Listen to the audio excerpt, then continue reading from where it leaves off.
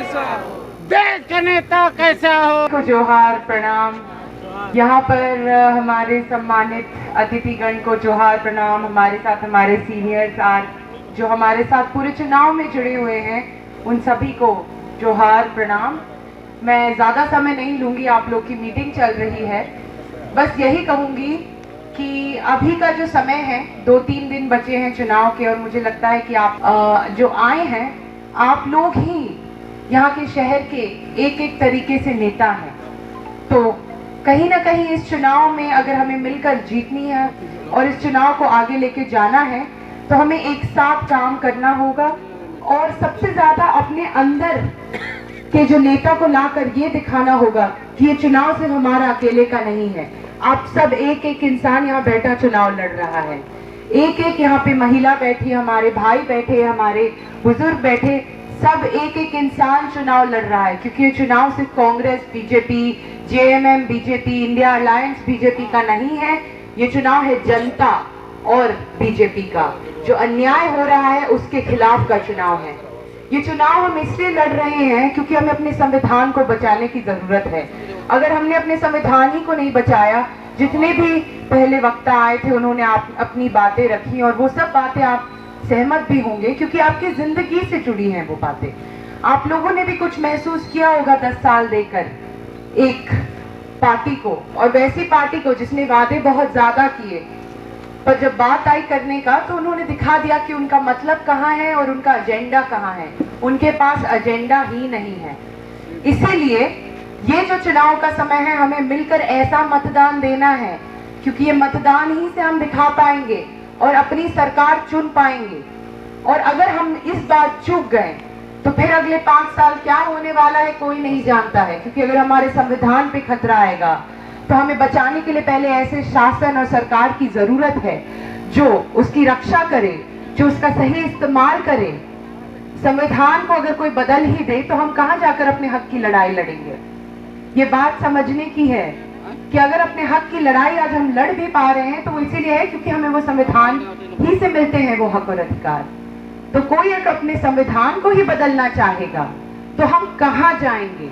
ये बहुत ही ज्यादा जरूरी सवाल है और ये हमारे व्यक्तित्व पर एक वार है एक तरीके का। तो इस चुनाव में आप सबसे एक ही विनती होगी कि मिलकर एक साथ सिर्फ वोट दीजिए नहीं पर दिलवाइए। क्योंकि हम मुझको जिता नहीं रहे हैं, आपके सामने हम प्रत्याशी के तौर पर आए हैं, पर मैं ये जरूर कह सकती हूँ कि आप ही लोग हमें जिताने वाले हैं। तो आप ही लोग वो रीढ़ की हड्डी है जो चुनाव को आगे लेके जाती है, जो अपनी सरकार बनाती है। और अगर आप ये देखिए तो आप अगर हमें वोट देंगे और दिलवाएंगे तो आप राहुल गांधी जी को वोट देंगे, आप हेमंत सोरेन जी को वोट देंगे, आप अरविंद केजरीवाल जी को वोट देंगे, आप तेजस्वी यादव जी को वोट देंगे। तो इसीलिए अपने नेताओं को वहां पहुंचाने के लिए उन्हें बल और शक्ति देने की जरूरत है। मैं एक कड़ी हूं पर आप सबसे बड़ी कड़ी हैं। अगर हमने वहां पर हमसे चूक हो जाती है तो फिर बाकी की कड़ियां भी कोई काम की नहीं रहेगी। आपकी जो भूमिका होती है चुनाव में सबसे ज्यादा बड़ी होती है। इसीलिए आपसे यही विनती है कि इस बार अपने मतदान का इस्तेमाल करना भी है, करवाना भी है, घर परिवार को निकालना है, बूढ़े बुजुर्ग को निकालना है। जितने भी यहाँ अगर कोई युवा है तो मैं उनसे कहूंगी कि पहले तो अपने सीनियर को घर से निकालिए, अपने गार्जियंस को पहले आप उनको मदद करिए कि वो पहले मतदान दे पाए। जिनको भी कोई मदद की जरूरत हो, कोई अगर बीमार हो, कोई बुजुर्ग हो, तो उन्हें भी कैसे हम निकालें। क्योंकि ये एक लड़ाई है और लड़ाई में हम सब हिस्सा ले रहे हैं और ये लोकतंत्र को बचाने की लड़ाई है। तो लोकतंत्र को अगर बचाना है तो लोकतंत्र का इस्तेमाल और लोकतंत्र की शक्ति भी हमें दिखाने की जरूरत आ पड़ी है। और मैं समझती हूँ कि आदिवासी समाज के साथ जो भी अन्याय हुआ है, जैसे कि आपके मान सम्मान की अगर बात आती है और आपके जल जंगल जमीन की जो लड़ाई है, वो आपको पता है कि आपने कितनी मेहनत करके आप यहाँ तक पहुंचे हैं और कितने लोगों ने वार करने की कोशिश की है। राहुल गांधी जी यहाँ आए थे, उन्होंने सरना कोड के बारे में बात किया। वो पहले नेता है जिन्होंने कहा कि हम सरना कोड लागू करवाएंगे जिससे हमारी सरकार आएगी। पर ये बातें हैं, अगर हमारी सरकार ही नहीं आएगी तो हम फिर 5 साल तक हाथ पे हाथ धरे रह जाएंगे। ये बात समझने की है। पिछले बार शायद आदिवासी समाज से उतनी वोटिंग नहीं हो पाई थी।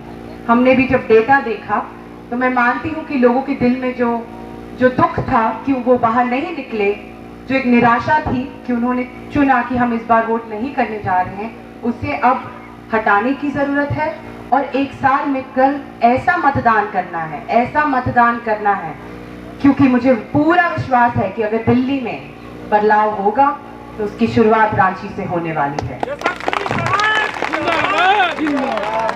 बहुत धन्यवाद, आप लोग के बीच में आई हूँ। आप लोग के मीटिंग को मैंने थोड़ा सा अगर बीच में आकर डिस्टर्ब भी किया। सबको अपने अंदर की यशस्विनी को नहीं निकाल कर, मैं ये भी नहीं कहूँगी कि यशस्विनी निकालना है, मैं ये कहूँगी कि आप सबके अंदर जो भारत के प्रति प्रेम है, अपनी संस्कृति के प्रति प्रेम है, उसको बचाने का ये चुनाव है। तो उसे याद रखें और इस बार ऐसा मतदान दें कि लोगों की आंखें खुली की खुली रह जाएं। बहुत धन्यवाद।